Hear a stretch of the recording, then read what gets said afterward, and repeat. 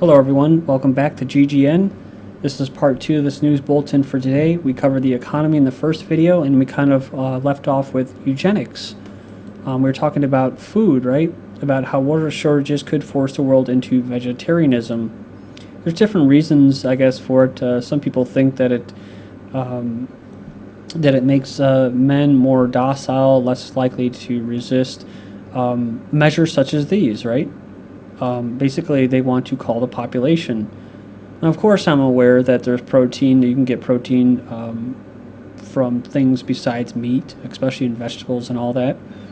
But should be people's choice. I mean, people, for the most part, they don't really determine their own fate. I mean, you can to a certain extent, but if you're a rat in a maze, you can tell yourself that you're free and that you have decisions, but you're still a rat in a maze, right? Being steered and directed. In other words, you have an illusion of choices. So we left off with this veiled threats by these Neo-Malthusians, or Eugenicists, or utilitarianists, who believe that they can do whatever they want as long as it's in the in the best needs of the majority. That your needs or your desires just get swept aside for the common good of all. The mind control, of course, is that it's not for the good of all, it's for the good of a very select few, a group, very small group. So they have to come up with all kinds of crazy stuff, including especially climate change with CO2, so that you can change your lifestyle, right? So we left off with this, right? Talking about the Royal Society released its report calling for more death, and Paul Ehrlich, who calls for basically forced sterilization, forced abortions, drugging the water supply. He says the population resources multiply together. You have to deal with them together. We have too much consumption among the rich and too little among the poor. So that sounds very empathetic, right? Altruistic. That implies that terrible thing that we are going to have to do, which somehow redistribute access to resources away from the rich and to the poor. So, man, that's interesting, because remember, we know, based off one of the IPCC panel members actually admits that climate change, the whole scheme, plan, goal of climate change is to redistribute wealth. That's what it's for. The only problem is it's not going to be done voluntarily. It's not going to be done without violence, without the threat of the gun, right? And he gives a little scenario saying that 4 or 5 billion people might be sustainable in the long term if we're basically living in these little micro cities that they're talking about, mega cities or smart cities, right? It says we have to humanely and as rapidly as possible move to population shrinkage or reduction. And it's pretty crazy, because he goes in there talking about can you go over the top without a disaster like a worldwide plague? And he actually uses these viruses like the bird flu and that have been engineered to leap to humans and from animals and stuff like that for eugenics, and he uses that as an example. Catastrophic disasters, because the more people you have, the greater chance of some weird virus, he's talking about an engineered virus by the eugenicists, transferring from animal to human populations. There could be vast die-off. So in other words, that would be a good thing. And finishing up, says what the Royal Society terms systematically decoupling economic activity from environmental impact is actually a rephrasing of Agenda 21's plan to gradually deindustrialize the West, as well as the creation of megacities in which the bulk of the world's population could be locked up to make them more manageable, or what the Royal Society calls the potential for urbanization to reduce material consumption. And that's what greening and CO2 is all about. According to an MSNBC article, one of the scientists, while speaking about human population worldwide, said, "We certainly don't want them strolling," he's talking about the slaves, "them strolling about the entire countryside. We want them to save land for nature," i.e. for them, right? By living closely together. So they want the slaves that are in the cities so they can be more easily managed, and then the elites get their own countryside with their organic foods and produce and meats. And of course they will be highly protected and secure. And it says here, in addition, the professor says, ending human population growth is almost certainly a necessary but not sufficient condition for preventing catastrophic global climate change. Reducing current human numbers may be necessary in order to do so. So there's many that will say, well, I agree with it. There's too many people. Well, my answer to them is you're not going to create a law, or I don't agree with you creating a law, putting a gun in my face, telling me what I can and cannot eat or put in my body or grow or something like that. And, if you care so much about it, if you're so altruistic, then you can put the gun to your head, turn that same gun that you're pointing at other people to force them to do something that you want, and point it towards yourself and pull the trigger, right? Like South Park. Go ahead. Put the gun to your temple. Pull the trigger. Blow your fucking head off. And then you know what? Then we won't have to deal with you anymore. Then you can reduce the world's population. But until then, after-birth abortions, eugenicists are saying babies are a parasitic burden on society in a paper published in a journal of medical ethics.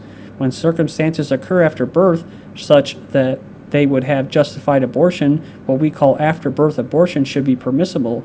We propose to call this practice after-birth abortion rather than infanticide. I can never pronounce that, but I think we know what it is. It's killing babies after they're out of the womb. It says here to emphasize that the moral status of the individual killed is comparable with that of a fetus rather than that of a child. This is so crazy, though, because it says here, we claim that killing a newborn could be ethically permissible in all the circumstances where abortion would be. Such circumstances include cases where the newborn has a potential to have an at least acceptable life. And this is what they're doing, but the well-being of the family at risk. They're already doing this with genetic screening to, and eventually, I think it's in Scotland, and that where they're looking for people that are, quote, drug addicts or prone to be violent. Those are the two ones that they look for. And say what you will, people have a right to go through their lives and determine their own fate and not be squashed before they even have a chance. But eventually the screening will be permanent. It will be mandatory, and those that do not have acceptable traits, as they say, they will not be able to come into this world. And those that are even born into this world could still be put down in the name of it being ethically permissible. And I didn't joke about it, but I mentioned this a couple months ago about how they call it out-of-womb abortions, out-of-womb abortions. So it's probably been around for a long time, but either way, they're pushing this forward, out-of-womb abortions, after-birth abortions. Do I want to put a gun to your head and tell you can't do it? No, go ahead, do it. So there is a reason why the government's in the business, because they carry out eugenics as well. State funding of abortion under Medicaid says here, state policies in brief as of August 1st, 2012. So it was first implemented in 1977, the Hyde Amendment. But as of right now, it says that most do as a result of a specific court order. So certain ones are paid for and certain ones are not paid for. Should the government pay for birth control? Canadian doctors, eugenicists, think so. So the issue of government funding for contraception has been fueled fierce ideological debate. It says recently with our friends south of the border, yet here in Canada it appears our own debate is stirring. And the carbon tax, silence, overtaken by events, so you don't hear much or expect to hear much about climate change at the Republican Democratic conventions. There'll be plenty of speeches of unemployment, but the threats posed by global warming are decades away, or so we have been told in recent years. So it says here, climate alarmists are now pointing to evidence linking rising global temperatures to the extreme weather we're seeing around the planet. So this is the New York Times basically promoting, enacting a steep carbon tax up to $80 per metric ton of emissions. It says here would eventually result in climate stability. And they're actually saying it would help balance future budgets. It says we need substantial additional revenue. Of course, a carbon tax is a solution to climate change. This is from Forbes, going off the New York Times. From August 16th, data from leading IPCC scientists show global temperatures have dropped unprecedented 1 degree Celsius since 1990. If you ask renowned scientists from this panel what the mean global temperature is today, they would tell you it's about 14.5 degrees Celsius. If you ask them what it was 20 years ago, you'd expect to have the answer to be about 14. Surprisingly, their literature from 20 years ago tells us unanimously that in 1990 the global temperature was 15 degrees Celsius, 1 degree Celsius more than today. You can look at their own charts below. It says here's a German government chart based in global temperature in 91, 15.5. 1988, Der Spiegel reported a global mean temperature of 15.5 degrees, along in 1992. So 15.5 appeared to be the consensus among the scientific community. But now these scientists from the IPCC are telling us that the current mean global temperature is 14.5. There you go. In a presentation in Hamburg, it confirmed the current global mean temperature is 14.5, along with the fourth assessment in 2004 of 14.5.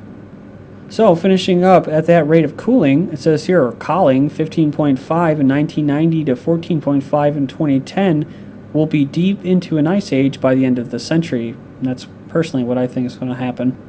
So it says here, in Arctic Peninsula warming, unusual but not unique. A new research conducted by the British Antarctic Survey suggests that the recent temperature rise and ice loss are not unprecedented. According to the report, it says here, although the peninsula is warming rapidly, it previously based in temperature slightly higher than today. Studies show the peninsula experienced significant warming 15 to 12,000 years ago, becoming about 1 degree centigrade warmer than today. So they always want to, the eugenicists and these globalists always want to take these radical actions to avoid this doomsday scenario, while at the same time calling for how the population needs to be culled. They say what? Oh, we got to pass a CO2 tax and we got to start geoengineering, which they're already doing. It says geoengineering clouds to slow global warming, taking a look at the possibility of using futuristic ships to shoot salt water high in the sky, creating clouds that reflect sunlight and thus counter global warming.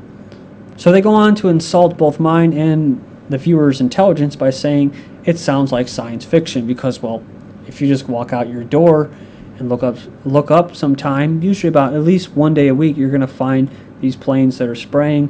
You're going to also be able to go on your internet and look up the Welsbach cloud seeding patent that has been around for a while, since the 70s, by Howard Hughes Company. And they actually said that, part of it, one of the drawbacks is that it could actually create warming. So, and the National Oceanic Association, basically they're the ones that are heading it up, along with the Department of Energy, the national laboratories, the U.S. Navy, all of these different universities. They're all working together with these programs, weather modification programs. So it does exist. It is happening. I don't understand why they don't just come out and say they're doing it if they're supposedly helping. Well, I know the problem is because it's not morally permissible, and yet they're going to do it anyways without telling you. And we're still on climate change and chemtrails. Pat Robertson, CBN, suggests God moved a hurricane to protect the Republicans. That's right. He moved the hurricane. No, could have been caused by cloud seeding. Who knows? Cloud control could tame hurricanes, study shows. So there you go, right from there, August 23rd. So, and again, they're just insulting our intelligence and our awareness. Theoretically, this is not fucking theoretical. The U.S. Navy was performing these tests to move hurricanes back in the 50s. So it's not that they're trying to suppress them. They can create them. So some people think that the Katrina one was caused by another country or our own country, and they're comparing this Isaac to Katrina, which is kind of scary. One of the results, though, of all of this possibly harping of the cooking of the ionosphere, possibly just the sun, more solar flares, whatever it is, it's causing mosquitoes and fleas basically to go crazy. A washout summer brings a plague of mosquitoes and fleas to the UK. Demand for bite and sting creams up 150%. So this would be good for the eugenicists that have these engineered viruses to spread. Then you have my buddy the fleas. I have to give my dog a flea bath about every 3 days. That's how bad it's been. And they say the West Nile outbreak is the biggest ever. So CDC says 41 dead. The only problem is that it's never been actually proven that the West Nile virus actually exists.